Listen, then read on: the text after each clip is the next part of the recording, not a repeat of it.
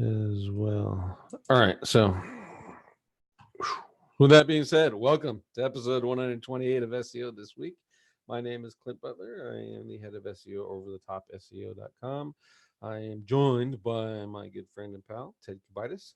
He is the head of the SEO tool Cora, and his site is SEOtoollabs.com. He also sponsors SEO this week, which is awesome. I appreciate that, Ted. You're welcome. It's like the best show on the YouTubes.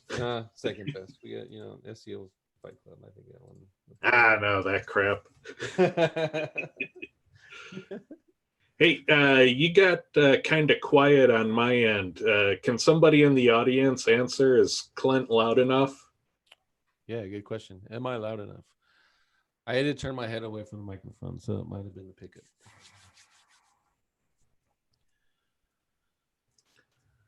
Oh, I guess maybe a little louder. I concur. All right, I'll just turn up the gain on this bad boy. Let's see. How's that? Yeah, there we go. Yay. That's good. It helps out for the podcast too. Make sure everyone can hear me. So the downsides, I talk quiet all the time. So, all right. So I'm going to get this out of my way. It's a picture of my big ugly face. I get Ted here, and I'm going to share the screen now. Also, into the first, we haven't shared screen and streamed through Zoom, so hopefully this works. Oh, maybe down a notch. You're distorting just a hair. Oh man. That's what happens when I talk into the mic. We need to get you a tube mic compressor, a preamp, and then that way it'll normalize. It'll make your quiets louder and your louds softer. Yeah. I want to move this over here so I can see it. Okay, you guys see my browser now? Yep. Sweet. I want to check one more thing just because we're on here. Yep. There we go. OBS, Zoom versus OBS. That's a good question, James. Ted uses OBS. I use Wirecast. And the downside is, how do we pull in the guest and then push it through OBS? We can do it with Skype, but now you're pushing out and pushing in, and you're going to burn up your bandwidth, which will cause for crappy video. Hopefully this method actually makes the video a lot clearer, which will help when Ted's sharing things like spreadsheets and all that madness, where I do that for the heck of it. This will clear all that out and make the video better. And plus we can bring as many guests as we want, because they all just call me on the Zoom, and we're essentially using Zoom's bandwidth for everything. So that makes it really cool. All right, so here we go. Episode 128 SEO this week. We're talking about some Maverick update, link building, and content marketing. As always, I'll just go ahead and start with the update here. And it says it's slowing down. Supposedly this update started around the 11th or 12th of July. And then there's more stories of it pushing through on the 16th. And then now on the 18th, it's still fluctuating. Excuse me, I'm going to go kill a puppy. Yeah, and in support of whatever Google's doing, the fact that they are doing something, I'm seeing indexing issues on new testing, and that's very common when an update rolls out. So the fact that even as of yesterday, I'm seeing indexing issues means we're not out of it yet. Yeah, I don't know that it's been significant, though. I haven't seen a whole lot of people. Like, there's people, following these algo graphs thing here, and they're saying that there's an update, which I get. Okay, I've seen it, but I haven't actually seen people say, "Hey, I've been beat up by it," or "I've got up or down." None of our sites, none of our client sites have taken anything. We had one pattern where one site was dropped like an average of one position, but we also did a site brand relaunch. So. Well, I do a lot of submitting websites. So in the past week, I've probably submitted 47 new websites for indexing. Uh-huh. And there was a half day earlier this week where I could not submit anything through Google Search Console. And it wasn't because I hit a limit. It's like at the start of the day, hadn't submitted anything. They had an outage. And later that day, they were processing new submissions for fetch and render Right. and request indexing. And so, they clearly had something going on. So I I think that seeing fluctuations in the rankings is, that's one way to find out something's there, but it's not the only way. I think you got to look at indexing issues and actual outages of services on Google's end as well. Yeah. Well, I won't say in anyone's defense, but if you assume that there's an update going on, Google did break indexing for a good month when they're trying to turn on the new Search Console. So I guess you can see that could theoretically say, hey, Ted, that's not proof because look, here's what happened before. So, well, they were making changes and they broke indexing. So broken indexing to me could be evidence of Google making changes. Yeah, that's true. So I'd argue that if services are disabled, if indexing is crippled, or if rankings are in large scale fluctuation, those are all signs of Google making changes. Yeah. We're just playing with things and breaking them, i.e. Google Maps. They destroyed Maps right now. So cool. So if you guys got hit by an update, we would like to know. Again, I can't provide any information as to what was did, but frankly, I haven't seen any proof that it was done. Dwayne Armstrong in the YouTube, he says CC Carter says Maverick was most likely an HTML update for mobile. Possible. So we'll see how that works out. As the point to while we're on Zoom now, Google Webmasters as Hangouts is moving off YouTube Hangouts to Hangouts Meet. That's what they're going to call it, Hangouts Meet. One of the things I didn't know is Hangouts Meet to be part of G Suite. So unless you have a G Suite account, you can't leverage it, which is kind of silly to me. I guess if they want to get into the old GoToMeeting Zoom competitor thing, then I guess that would kind of make sense. If I was John, I would be leveraging YouTube Live and live streaming that way so you can keep up with his audience. But maybe that just kind of tells you what Google thinks about these Webmaster Hangouts. We'll answer questions, sure, but we're not going to do them live. And now we can edit them and make sure that nothing happens or nothing is said that we don't want to go out. I don't think John has had a history of doing that, but it seems odd that they wouldn't leverage YouTube Live versus this new G Suite Hangouts Meet tool. So it is what it is, I guess. Yeah, it's a weird level of control they're adding in. Yeah, I don't get it. And also, if you're going to force everyone to go over, G Suite, as you guys all know, is a paid platform. So why not tie it in so that you can do the Hangouts Meet live on YouTube? That seems like a good added value bonus for your paying customer base. Yeah. And clearly no one's thought of that because John has to record the shows and then upload them to the YouTube channel now versus a live show. So. Well, the con of editing is it takes so much time to edit. The pro of editing the video is that the videos can be shorter and more concise by a great deal. Yeah. But then again, the negative is you don't know if you're missing information because it's not a live show. Yeah, did he answer, or is there some cool question that he answered to someone who was lucky on to get onto the live version? So it's interesting. This one is on growcode.com as 8 effective link building strategies for e-commerce SEO. It was by Matthew Woodward. Really good piece of content. Typically he writes good stuff anyway, so I thought everyone would enjoy it. Not really a whole lot of stuff in here though. coming, unless you're deep into, or you're just coming into e-commerce and SEO in general, then maybe you know some of this stuff. But two of the features that he always does and kind of talks more in depth on his own site is stealing competitors' backlinks, which is basically going out, finding what they are, and then getting some more of the same. Another one that I like is newsjacking. And if you can leverage that, it is really cool. The downside of newsjacking is that, one, you might have to take a position that could get you some social heat. But if you're not worried about the social justice warriors, then go for it and go to town. Let me stop you for a minute. Are we supposed to be seeing the SEO this week page still? Oh, it's not switching over? Yeah, it didn't switch. Son of a...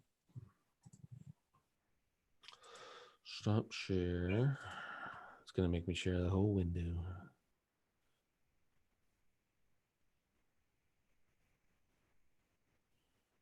Yeah, it's going to make me share the whole window. That's right. No big deal. There we go. That just means that I can do this. Should be a lot bigger now. There. Now I know that for the future, I can make these bigger. Everyone can actually read them. So anyway, so newsjacking is you find out what it's in the news, popular topics. If you're doing local, you can talk about local big deal things. We're not seeing the article. We're seeing your window of your YouTube page.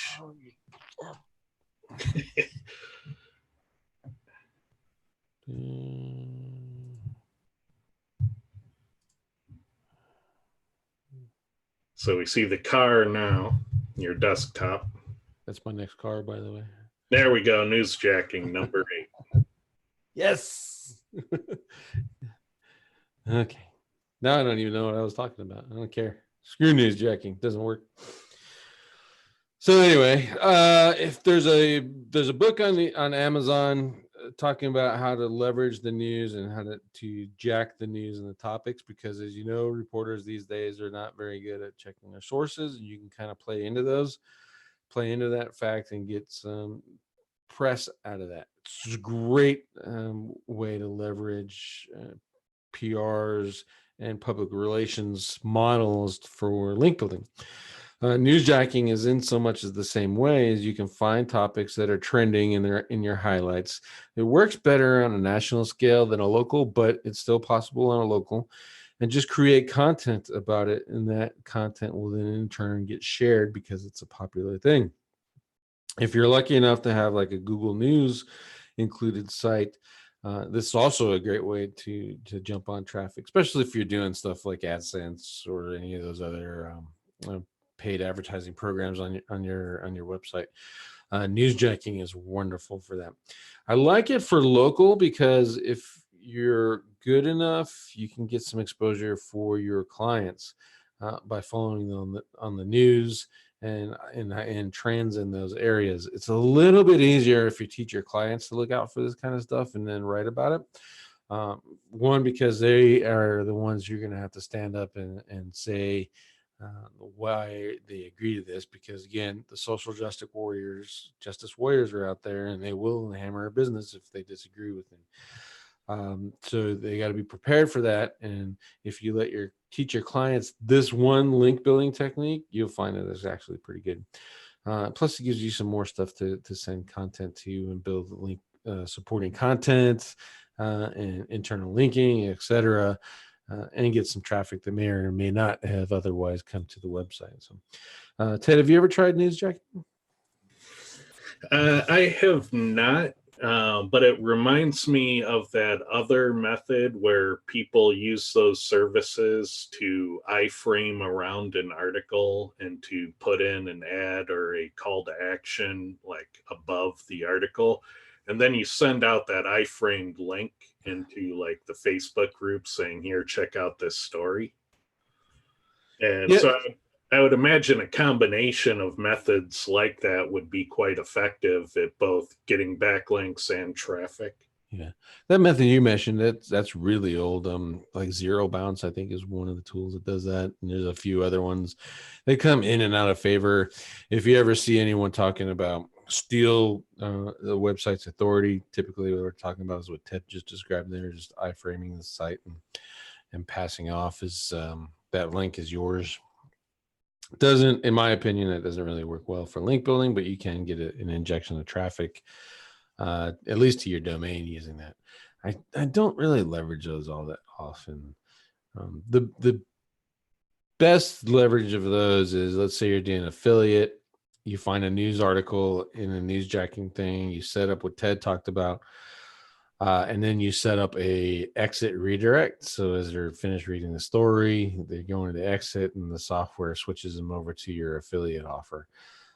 That works okay. The conversion rate is low, but it's traffic that you're kind of leveraging based off of what the story is. So in order for that to work, you have to have a way to push traffic to the link you just created, i.e.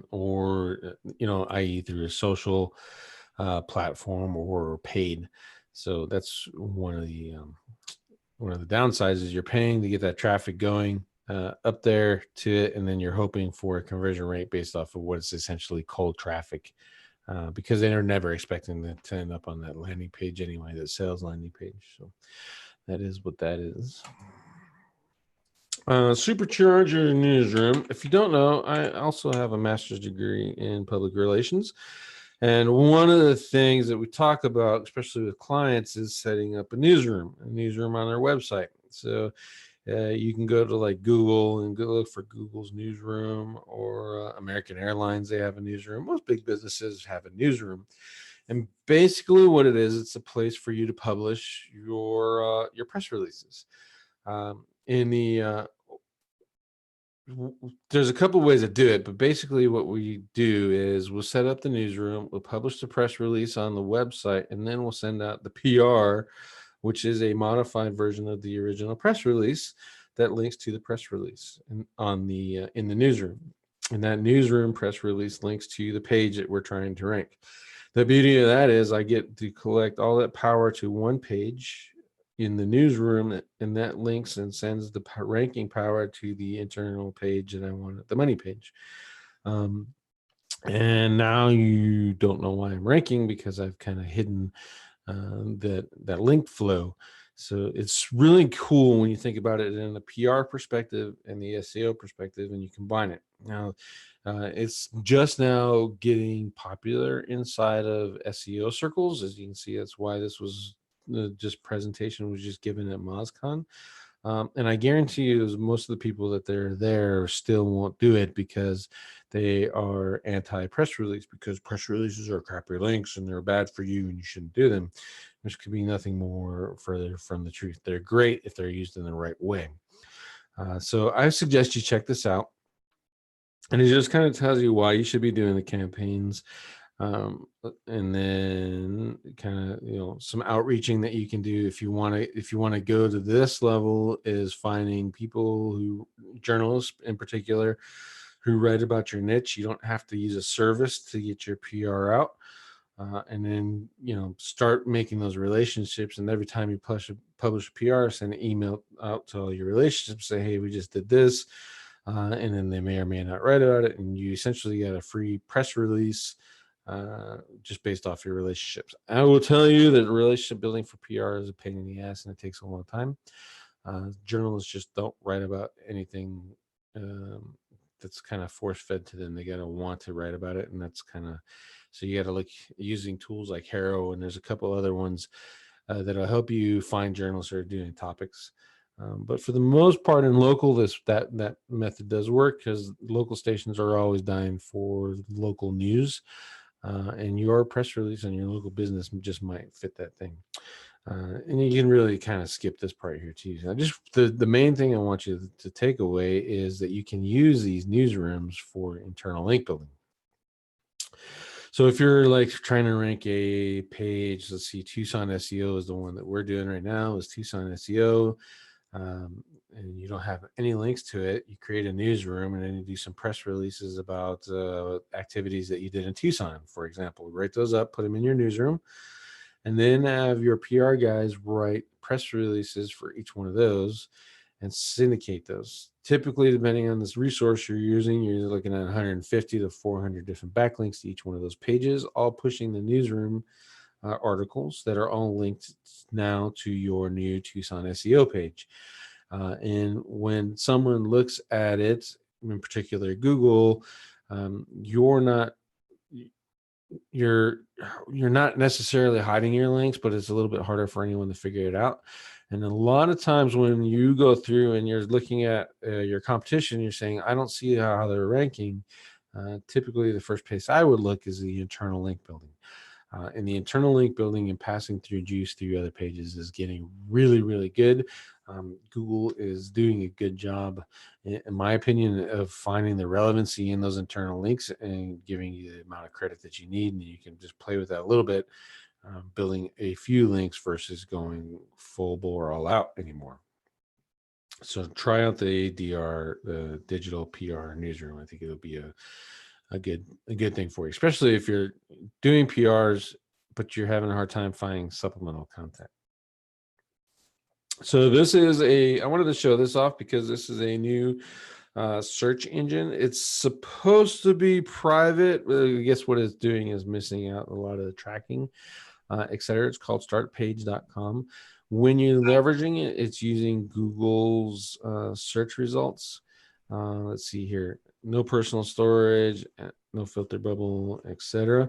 I thought this would be a good opportunity to do something for, I don't know, like finding indexing. Since they're using Google search results, why not push through and see one, if indexing or rank tracking, and then you don't have to worry about punishing your Google logins or your Google stuff. But as you can see here, SEO, these are not exact. So if you go in Tucson SEO Pros, and then if we go to Google,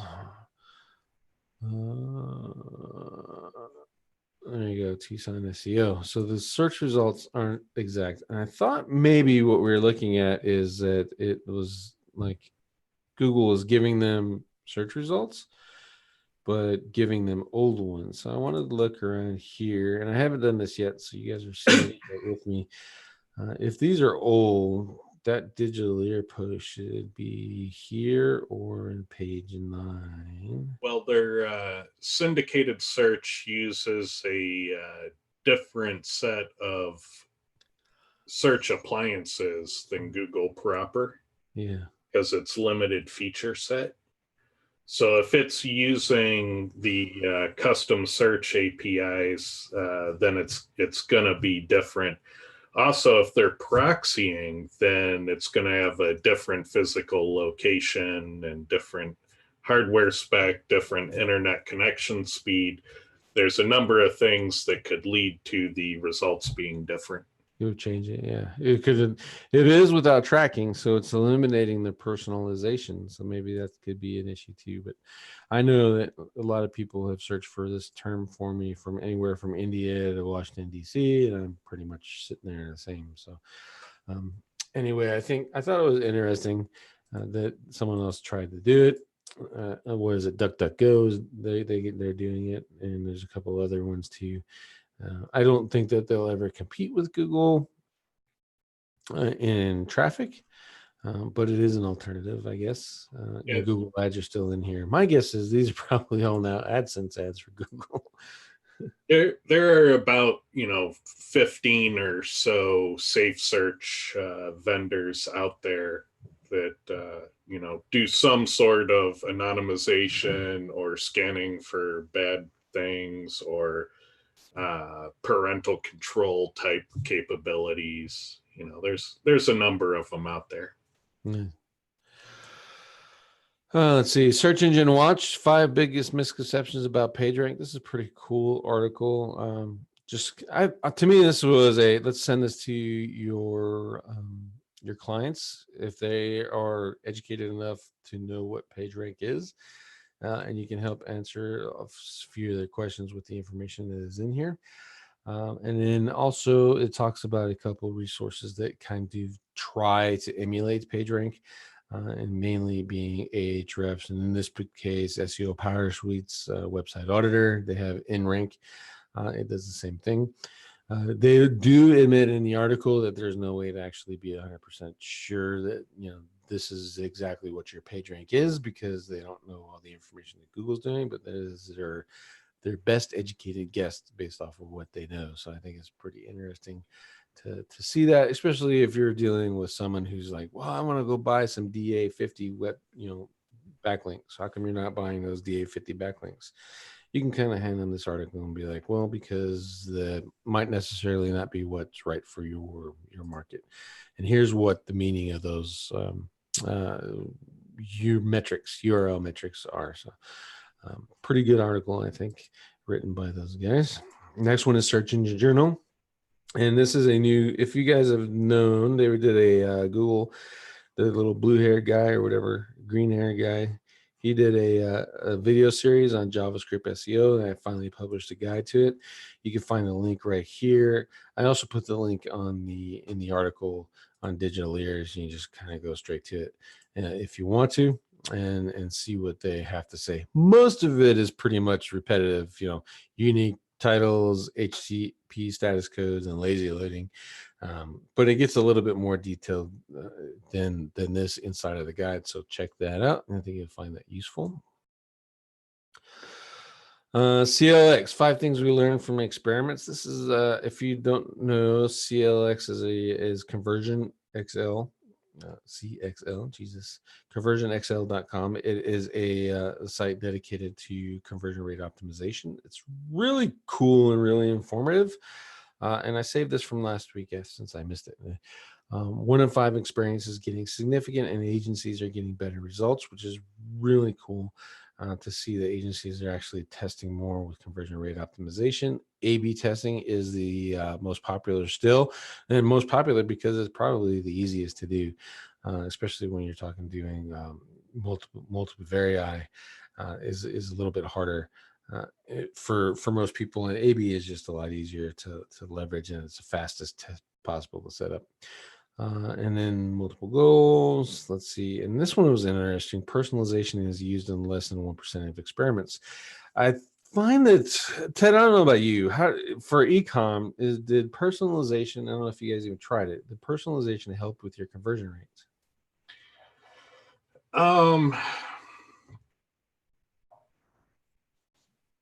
It does, in the sense that if you can show people things they buy frequently, that's going to help your sales. If you can show people themes that they typically purchase, like if someone is constantly buying cat themed apparel, then show them cat themed apparel.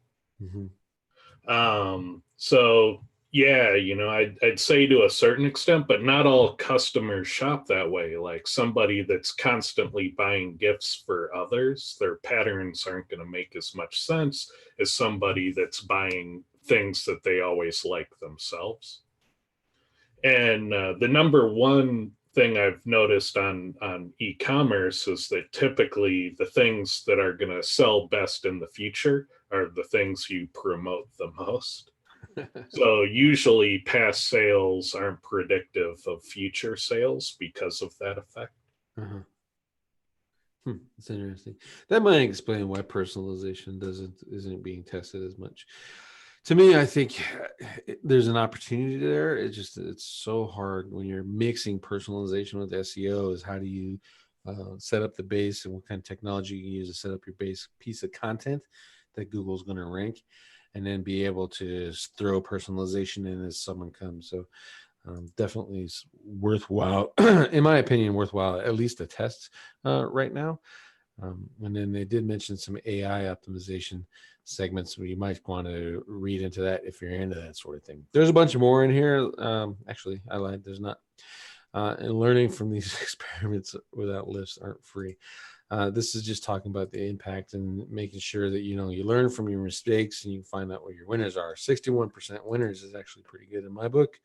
I'll take that any day of the week if it's especially if it's A/B testing. You can just play around with it and see how it goes. We did that with over the top SEO.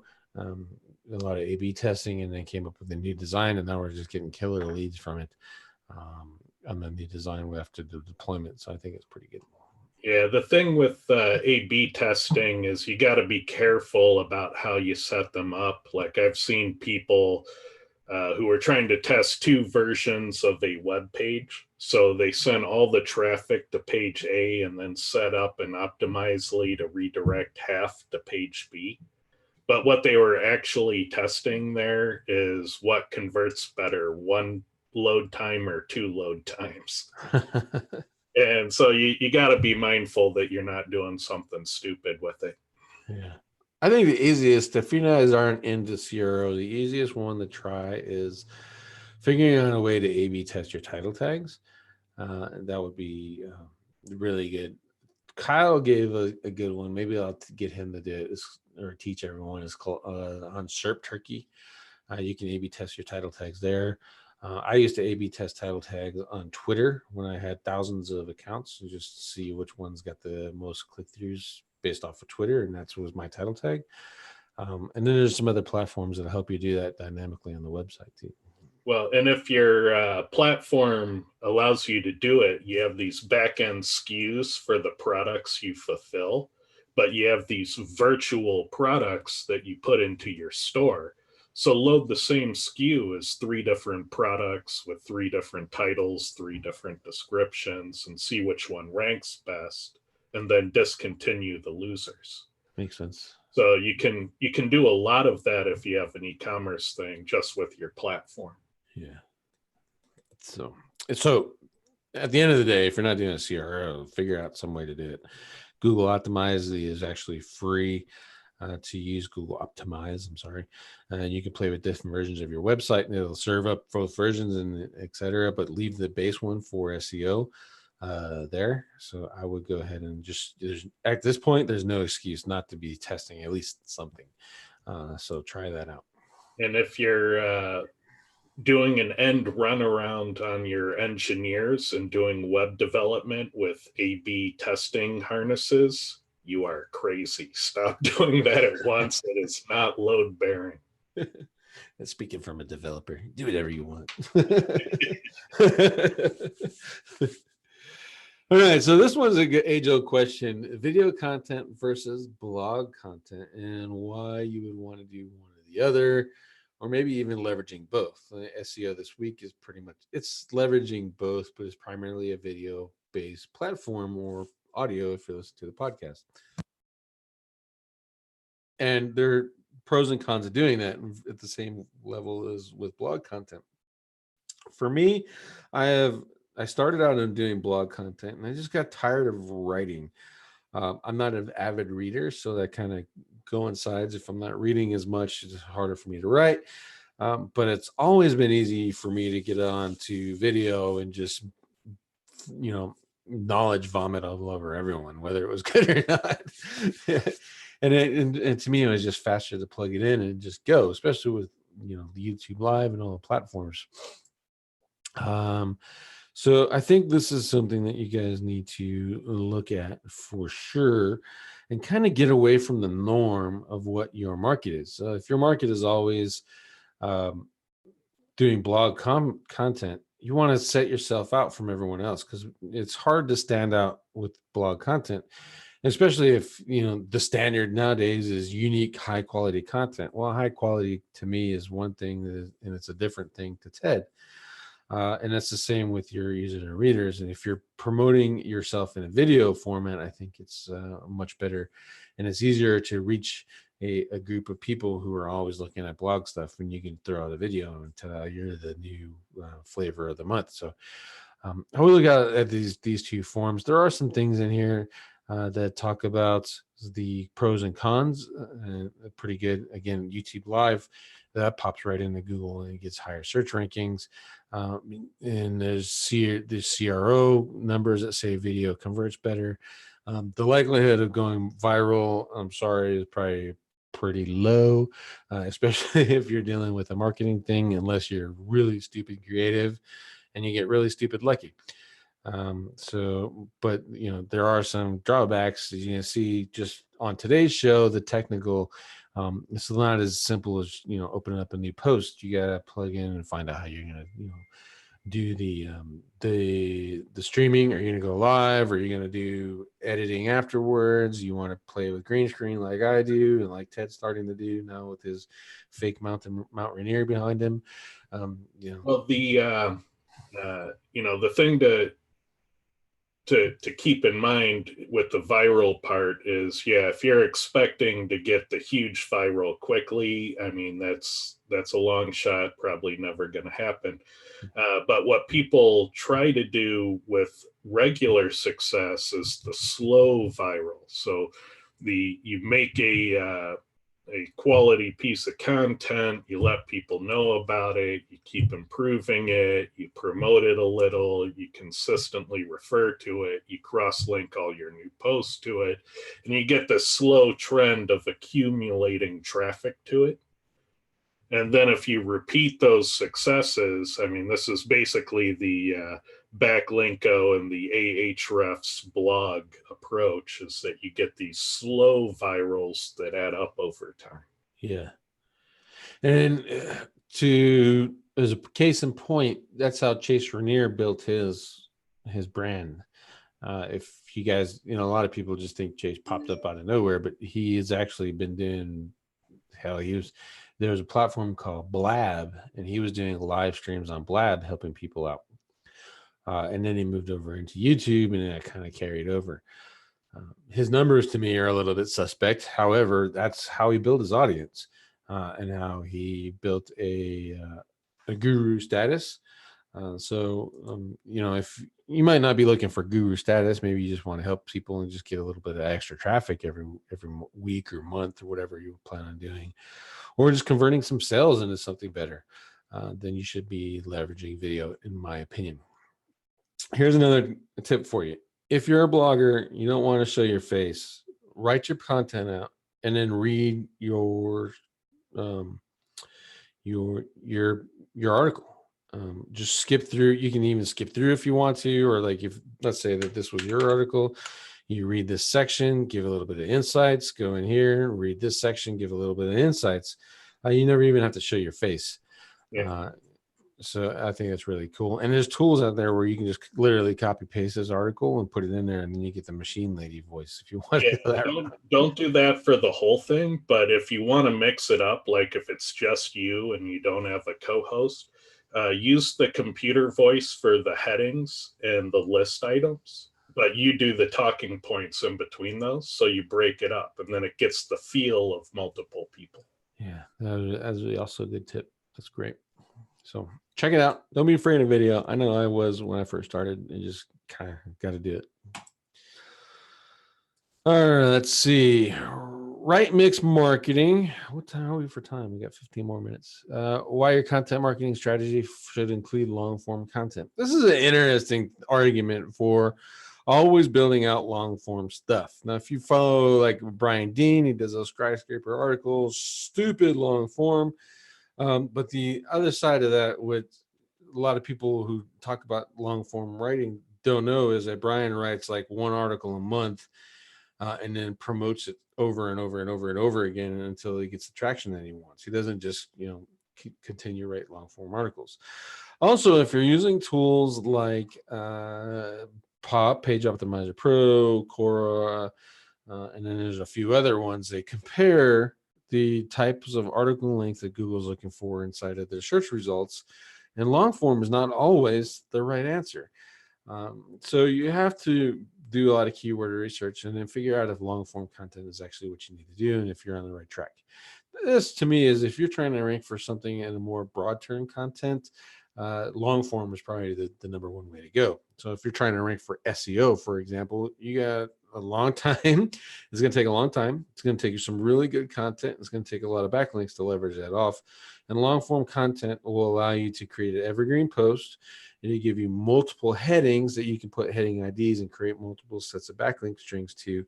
And also it gives you a lot to expand on inside of your supporting pages as well, if you want to go that route. So, are you daring to say that you don't need 25,000 words for Tallahassee faucet repair?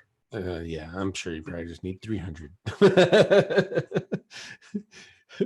I want to rank a page that says Tallahassee faucet repair, and that's it. Let's see what happens. I wonder if Cora will let me. No, you need this in headings.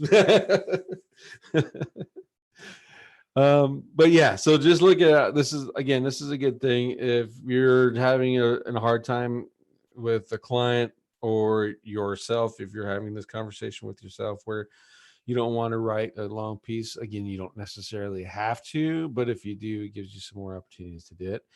Of these tools to help for writing, I've used Evernote. It's okay, but Grammarly and Hemingway are probably my two go-to tools right now. It's Grammarly number one. That's on my browsers all the time, and you plug You, that into Microsoft Office and Google Docs now, I believe.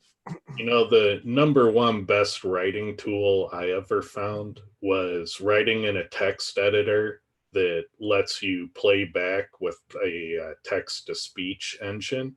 And then I would just highlight what I wrote, like a paragraph or two, and have it read back to me while I reread it. And just that alone is an amazing way to go, oh, that's worded weird, or that didn't quite convey what I was trying to communicate. Just having it read back to you, even in a stupid computer voice, is an awesome editing tool.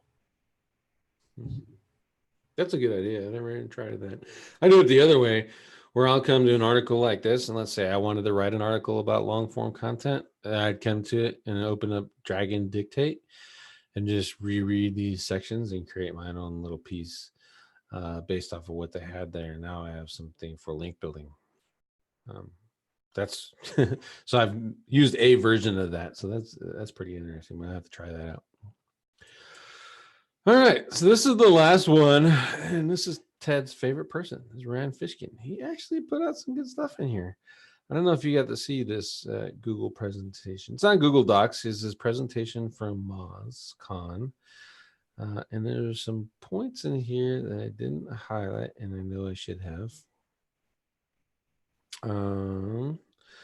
Let's see here. I like all the numbers, the fancy graphs and everything. It was really cool.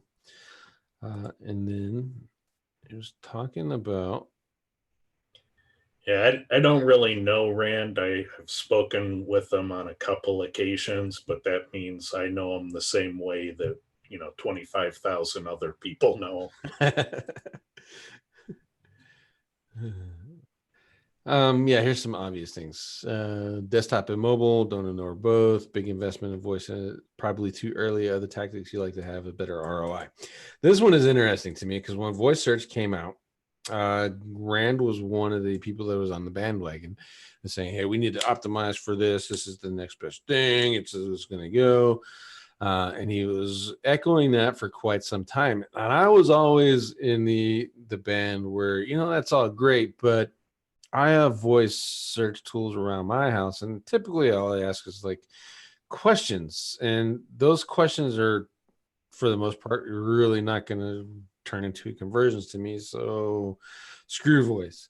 And Rand's kind of in the middle of that argument now, where, hey, you should consider it, but it's not the end all be all thing that everyone's talking about. You know what I mean? So Well, I find that pretty interesting. Nobody's ever going to be comfortable standing out at the bus stop and voice searching the best home pregnancy test. Yeah. There's only limited application. Yeah. How do I cure gonorrhea? You cure gonorrhea, bye. That would be great. I don't know. That's it. If you want to make a video go viral, go to Seattle, get on the bus stop and talk about that. Voice search uncomfortable topics. Yeah, there you go. Let's see. Web-based video, podcast, and web solves continue to be excellent investments. Mobile apps, not so much. I don't know about this one. Mobile apps may have had their heyday, but I think now a lot of the mobile apps were rinse repeat kind of things, like especially in the gaming markets, but they're still bringing in a lot of money. If you can come up with something new and leverage mobile apps, you're going to be a lot better. I will also point out that there was a platform called Zappable that which turn your website into mobile, and those are okay, but I wasn't really a fan of those, and we never saw a lot of traffic, so we stopped using them. But again, it's an option if you want to just provide that opportunity for people. Yeah, the thing that I see with mobile apps is they all kind of like access a website, but the general feature is that they give people offline access to your website content. Mm-hmm. So as long as your mobile app has, unique content and gives people offline access to it, it's probably a viable app. Yeah. And then there's one in here. I don't see it now. I should open the stupid thing up. But we're talking about zero-click searches and how those are increasing over time. And your screen's not blurry. The slide, the graphic is blurry. But they're saying that zero-click searches are getting more pressure, and then actual click-throughs are getting a little bit less because Google's showing those zero clicks more and more. Can you define what a zero-click search is? Basically, if you're popping in, let's say a knowledge graph or featured snippet, the zero-click idea is that Google is trying to show the information for your search, the answer for your search right inside of there, right inside of the search results, and not send traffic away from Google. Great for Google, sucks for you. But they are pointing out that zero clicks is getting more and more prevalent, but it's not too much. So if your market allows you to, you can answer those questions. And to me, really all you're going to get out of it is increased branding, maybe, or more likely increased branding just because you're the one who's answering. And voice search does cite the source when it's given. And two, if you set up and you figure out the featured snippets the right way, like steps 1 through 10, for example, and the featured snippets only show steps 1 through 5, you're going to get some traffic through that. So there are traffic opportunities. I'm not saying that there are not traffic opportunities in zero click, but to me, they're just a little bit harder to gain. But if you're in the top rankings without those knowledge panels, don't try to invoke them because you'll probably just take away traffic from your existing rankings. Yeah, I was zero click for page speed optimization service, and I got traffic, but I won't necessarily say I got more than when I was ranking number one. So again, you just kind of have to play with it and see how it goes, how you want to do it. There's another stat in here, and I can't find the stupid thing right now, where he's talking about um, the amounts of clicks going from paid versus organic. So if you have a client that's or someone who's you're trying to sell SEO to, go in here, and the stat is for every 1 click of PPC, 11 clicks are still going to organic rankings, and that's a really good stat to know and be able to toss out. It's also really good if you're trying to upsell your PPC client into SEO campaigns. And just pointing that out to them is, look, you're paying $20,000 right now a month in SEO. You're getting X amount of clips, times that by 11. That's what the potential might be for organic. We should be leveraging organic. That's if you claim all of page one. Yeah. Well, I'm usually kind of playing with the words there, obviously, but there's the potential. That's why I always say potential. Because in ecom, what we usually see is you cap out of organic potential, but then the place where you can add dollars to keep the growth going is in paid. Yeah. So it's kind of the opposite. Plus, well, you guys have a lot of other tools too. I think, mobile app is more ecom. It plays off mobile better. AMP conversions, firing those things off helped a lot too. So when you're talking, I don't know. Yeah, I mean, to me, the web search thing, yeah, and CTR, I think it's still wide open. But again, since this is all data, it's not like his normal, hey, I think, or I want. This is all data based. It's actually a really good presentation. I saved it, and I suggest you guys do too. And there's also a whole bunch of test fodder in there if you're building tests. So check that out. And that's it. That was the last one for SEO this week. So hope you appreciate those stories. I had to change the video, obviously, but I'll put all the links again back into the description after we're done with that. And I had a couple of questions for you, Ted. Really one question in two different forms is, what is a good resource to learn e-commerce SEO? To learn it, I would say you want to look at the people that are doing it well. So when you go and look at a large online retailer, you can bet your ass they've invested a lot of money to make it perform. And you can benefit by their investment by trying to learn what they know based on what they're executing with. So definitely looking at the competition is the number one place to start to get a head start without having to spend that kind of money and time. And if you're looking for a few advanced SEO tips, I would suggest you watch SEO Fight Club. I think Ted did like 3 or 4 episodes where he talked about some stupidly advanced on-page and off-page opportunities for e-com that will help you out significantly, I think. And just remember, e-com SEO, in my opinion, is fundamentally the same as any other SEO. In knowing the basics and applying those to your e-commerce site will significantly help out. And then you get into conversions and stuff. I think, to me, Ted, I don't know, maybe you can talk on this a little bit more, but I think e-commerce is more of a requirement to know more technical SEO than structured SEO on page, etc. It can be, but it's also knowing multi-channel marketing. So you can't just limit it to SEO. And if you do your multi-channel marketing properly, it's no longer a game of getting to number 1 on Google. It's how much of page 1 can you dominate. And so for a given product, when I was doing SEO, we would want to take all of page 1 and half of page 2. And there are still examples out there of products I worked on that do this, where I could go into the Google search results and point out 15 links on page 1 between paid and organic that are all the same business. Right.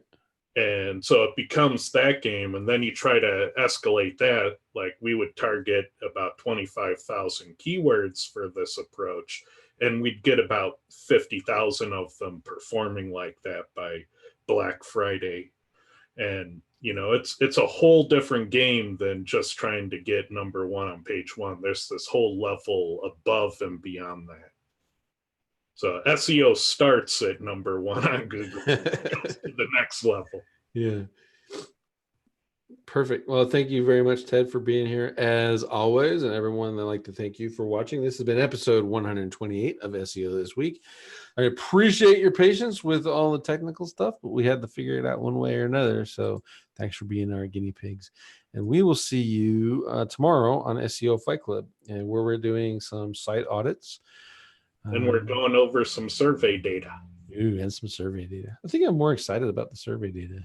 That data is crazy. It is so crazy. It's the craziest survey data ever. And it was nice. 5 questions. 5 questions.